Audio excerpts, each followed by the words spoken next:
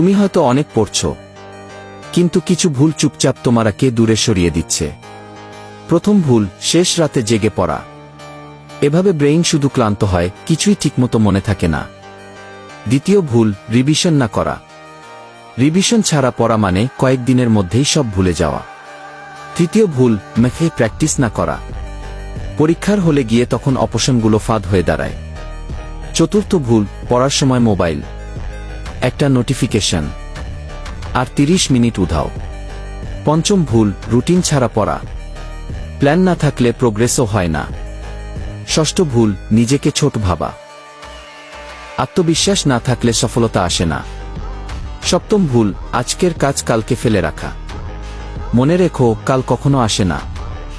আজ সিদ্ধান্ত নাও। Daily revision করো। 25 মিনিট ফোকাস, 5 মিনিট বিরতি। প্রতিদিন মেথে প্র্যাকটিস করো। ভুলগুলো বন্ধ করলেই আর তোমার হাতের নাগালে গিয়ে